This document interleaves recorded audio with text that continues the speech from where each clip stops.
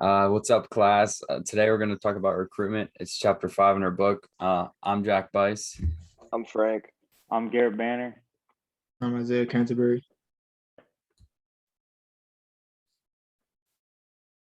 To start off, we have to first know what recruitment is. And the definition that the book gives us is the process of attracting individuals on a timely basis in sufficient numbers and with appropriate qualifications to apply for jobs with an organization. Encouraging quality candidates to participate and apply is important because recruiting can be an expensive task, and finding the right employees is really important, especially in a tight market. Another definition we should learn, because this is usually the first step in recruitment, is employee requisition, which is typically the first document during the recruitment process that specifies basically that a job's open, what it is, the department, start date, all the basics. And then after that, we're going to decide whether to hire internally or externally. Externally hiring is more expensive than hiring internally, but sometimes you can't find quality candidate within the people that you already have. So sources are the places where quality candidates can be found, like a university or a job fair, something like that. And a recruitment method would be just their means used to attract candidates. Companies have learned that some means of recruitment are better than others. Job openings in newspapers are a little outdated. They don't yield as good in numbers as, say, other types, like going to a university job fair.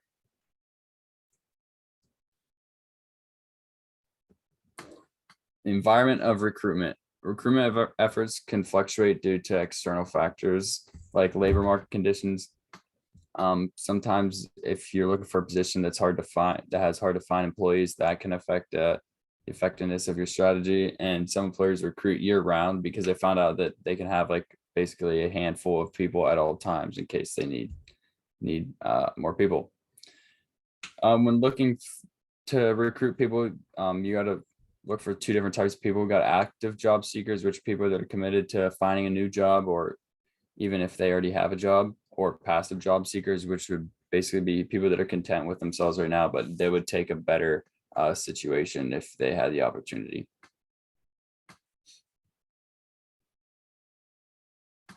And then there's some legal considerations when recruiting. You have to keep a record, especially when you're doing online recruiting. If you don't hire a candidate, you have to explain and have reasons why you didn't hire them. And then of course, you got the OFCCP, which is Office of Federal Contract Compliance Programs, and then the Equal Employment Opportunity Commission as well.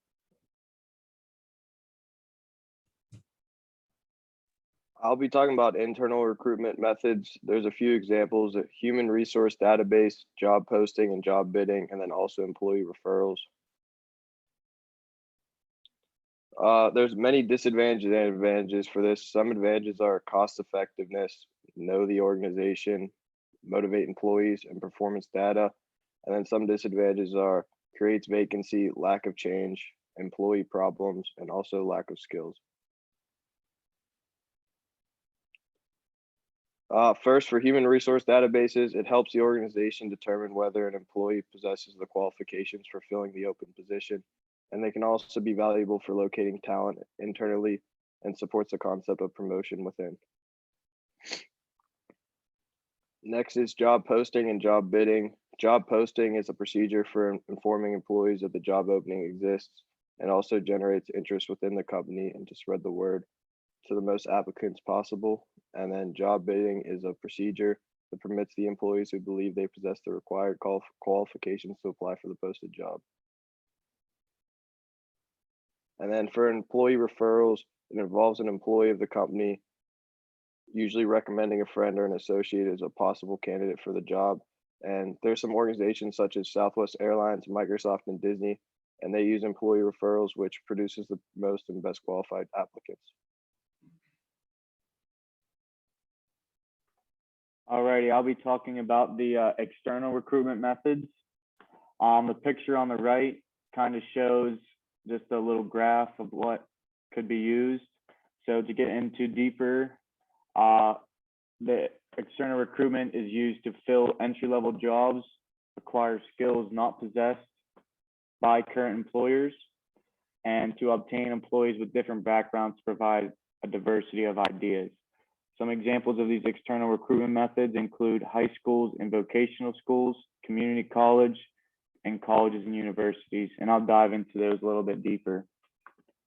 So high schools and vocational schools, they prepare younger people for their future workforce. Approximately 39% of jobs in the United States require a high school diploma or higher. And many of these skills learned from training programs are for specific occupational skills, such as home appliance repair and small engine mechanics. Community college have 2-year programs designed both for terminal education and preparation for a 4-year university degree program. Many community colleges also have an excellent mid-management programs combined with training for specific tasks. An example of a community college, San Juan College, located in Farmington, New Mexico, has a well-respected veterinary technology program that is known nationwide. Some colleges and universities, they represent a major recruitment source for potential professional, technical, and management employees. Placement directors, professors, and administrators can be helpful to organizations and search for recruits. So on-campus recruitment, like we have here on campus in Slippery Rock, is beneficial for both employers and universities because they both work together for recruitment and keeping their employers in contact for future years coming.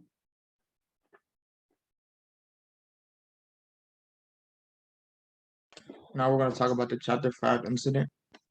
As a problem ad, Dorothy Bryant was a new recruiting supervisor for International Manufacturing Company in Salt Lake City, Utah.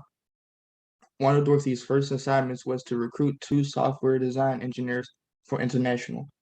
Design engineers are hard to recruit because of the difficulty of their training and the high demand for them. After considering various recruitment alternatives, Dorothy placed the following ad in a local newspaper with circulation more than 1 million. Number 1, employment opportunities for software design engineers.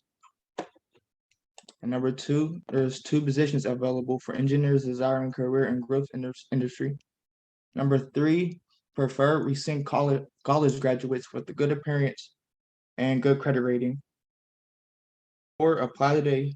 Send your resume and confidence to D.A. Bryant. Number 5, International Manufacturing Co. P.O. Box 1515.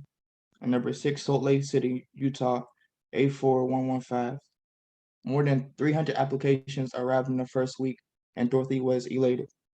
When she reviewed the applicants, however, it appeared that few people possessed the desired qualifications for the job. Some questions we have are, number 1, Dorothy overlooked some of the proper recruiting practices, which resulted in an excessive number of unqualified people applying. What are they? She avoided internal and external practices. And number 2, are there any hiring standards that should be avoided? Identify them and explain why they should be avoided. Number 3, because recent college grads and good credits should be avoided because they should want someone with experience. And number 3, what recruitment sources and methods might have been used to generate a better applicant pool for the 2 software design engineer positions for international manufacturing. Defend your recommendations.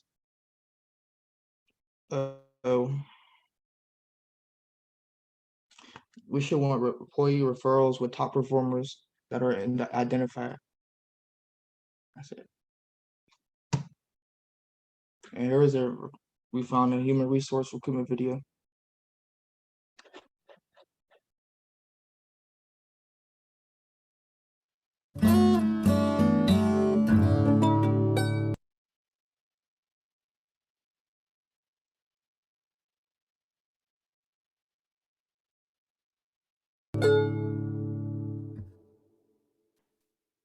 HR Basics is a series of short lessons designed to highlight what you need to know about a particular human resource management topic.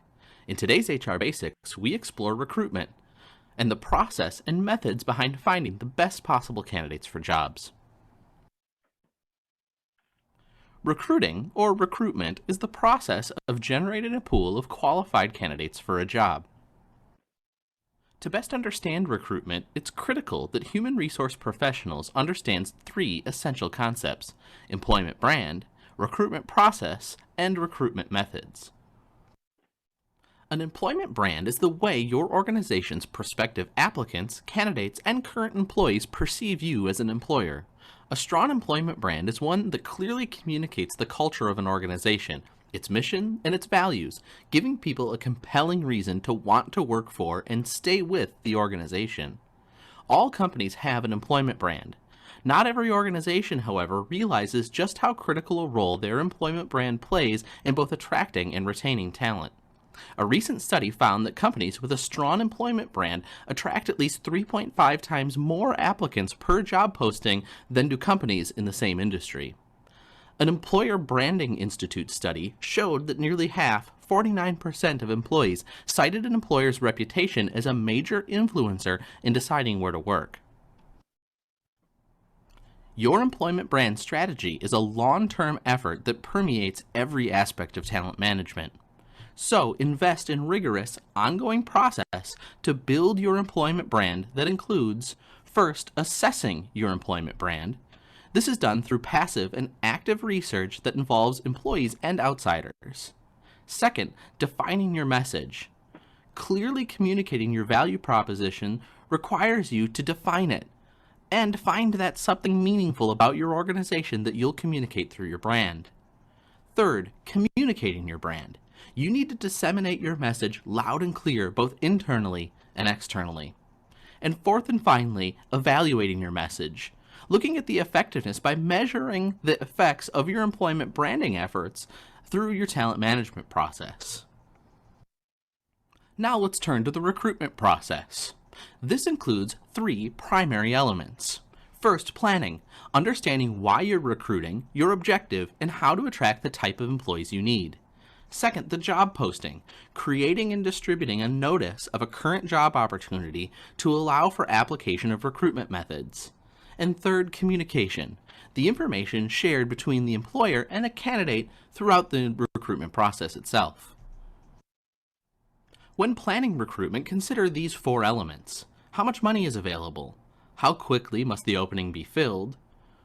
What's the size of your audience, or the level of reach? And finally, what's the level of the available position, meaning what level in the organizational structure does the position fall? Then we apply a job posting, which is the most frequently used technique for communicating job openings. A job posting is built directly from your job description. Job postings apply employment branding and contain information about the job, including a summary, essential functions, specifications, and so on. The goal of a job posting is straightforward: to get the word out to as many people as possible about the position. Finally, candidate communication in the recruitment process is critical to success. All too often, people apply for jobs and wait a long time to hear back from organizations, or never hear at all. Remember that the recruitment process is concerned with generating interest in the company. Maintaining communication with prospective employees, i.e. your applicants, is an effective way to signal that you and your organization value them. You may not have a job for an applicant right now, but they may be just the right person for a future job, or might become a customer in the future. With great communication, the applicant will be more likely to consider the organization as an employer and will speak positively about the organization to others. In other words, it's important to always leave the applicant with a good impression of your organization. You never know when you're going to need this person to come work for you in the future. Recruitment methods are the means used to source candidates. Successful organizations recognize that it's important to use both internal, within the organization, and external, outside the organization, recruitment methods. Knowing these advantages and disadvantages will give you the opportunity to make an informed decision when you're recruiting employees. Let's take a look at internal and external recruitment methods. Internal recruitment includes job boards and posting systems, recruitment databases, internal advertisement, and promotions and transfers from within. Let's take a look at the advantages and disadvantages of these internal methods. Advantages include the cost-effective nature, the fact that existing employees know the operation and organizational culture, that advancement opportunities motivate current employees, and that performance data is available for our applicants. Disadvantages are primarily it creates a new vacancy within the organization that may need to be filled. Employees that are entrenched may not make the necessary changes of a new position, and employees not selected might become problematic or leave. And finally, existing employees may not have the needed skills for the current position. That's why we take advantage of external recruitment methods through our planning process. This could include advertising, print, media, or web, direct mail, campus recruiting, job fairs, professional associations, employment and search agencies, internships, temporary employees, employee referrals, and formal applicants, to name a few. These external methods have advantages and disadvantages like internal methods. The advantages of external recruiting include bringing in new ideas or change agents to jobs, bringing in needed skills that might not currently exist, and the opportunity to enhance your organization's diversity profile. Disadvantages include the more expensive nature of external advertisement, new hires requiring a significant learning curve, a lack of performance data on those applicants, and the fact that existing employees may be resentful. Using this information, go create a great process to source and recruit your next candidate.